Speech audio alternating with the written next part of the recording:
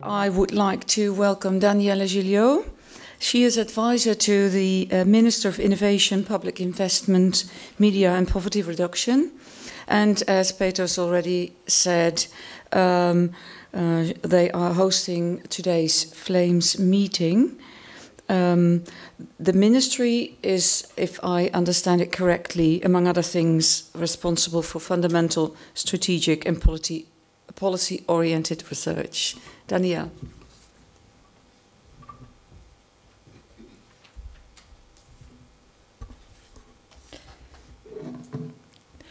Good morning, ladies and gentlemen. Thank you for the kind introduction and also for the invitation to speak to you at the annual meeting of Flames and the workshop about scientific integrity. Scientific fraud seems to be on the rise. At the very least, the number of reported cases and records in the media are multiplying. Last year, we were unpleasantly surprised when, in a survey, 1% of biomedical researchers admitted to have, at some point, cheated their results, and 44% pointed out that they knew a colleague who had committed fraud. However, we have to look at these numbers from the right angle. First of all, there are several forms of scientific misconduct. There's plagiarism and fraud, but there are also different kinds of sloppiness and deception, such as suppressing results or making mistakes in controlling and checking results. There may be some mitigating circumstances. The increase is often imputed to the rising publication pressure, to output-oriented financing models, and also to international rankings. The Flemish system indeed uses publications as an indicator to distribute research funding, both for the structural funding of university and also for the Flemish Special Research Fund, the so-called BOF in Dutch. Also for the recruitment and promotion of researchers, number of publications play an important role. Competition between researchers is fierce, especially since permanent positions in the academic world are scarce. I would like to point out that defining career pressures as the major reason for scientific fraud is a bit short-sighted and shows disrespect also for the majority of researchers who perform their research in a fair way. Let us not lose sight of the fact that a personal choice is at the basis of fraud. It's not a new phenomenon, and also the academic world is not the only place where it's committed. The scientific drive and the publication kick can lead to academic excellence, but they can also stimulate one's individualism in an unhealthy way. We will have to find a balance in giving sufficient autonomy to researchers and at the same time provide a stimulating context for academic excellence.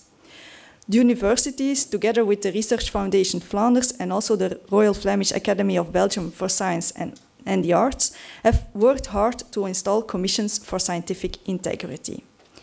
Now, let us see what the government has done to counter this tendency towards more scientific misconduct. First of all, we have to look at publication pressure.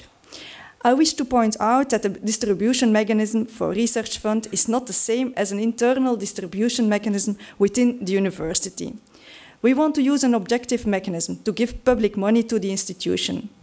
In addition, scientific freedom is very important, but it's normal that results of the spending of subsidies are reported to society.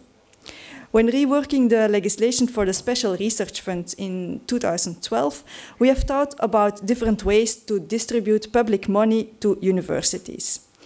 And in consensus with the universities, we agreed, however, that a distribution key would be the fairest distribution mechanism at this moment.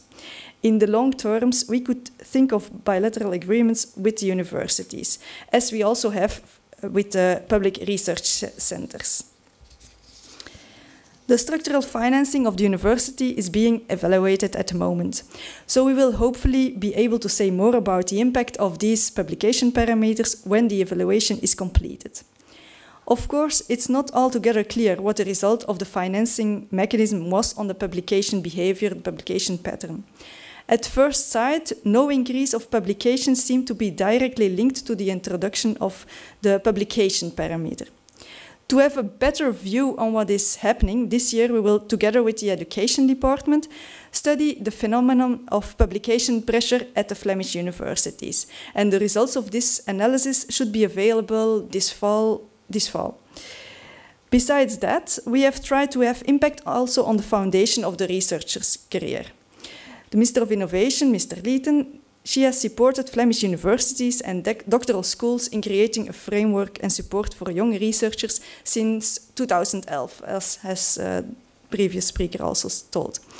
In that year, the Flemish community introduced the support program for young researchers. And last year, it became a permanent funding program for the universities. Together with all higher education institutions, we want to make career for young researchers more appealing. We made 40 million euros available each year so that universities can focus on 3 courses of actions. Further development in training for young researchers, an increased focus on career development and promoting career prospects, and also an increased international orientation for young researchers' careers.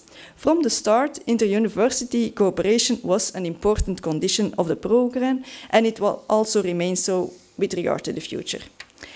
Last year, we explicitly added the statement that money should partially be used for training young researchers on scientific integrity.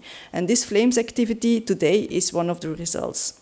It's important not only to focus on the mechanism when fraud has been committed, but also on the prevention of it. To conclude, I would like to thank Flames, the doctoral schools, for organizing this activity and many others, working together on making the career of researchers more appealing. I wish you all, and in particular the young researchers, an interesting workshop today. Thank you.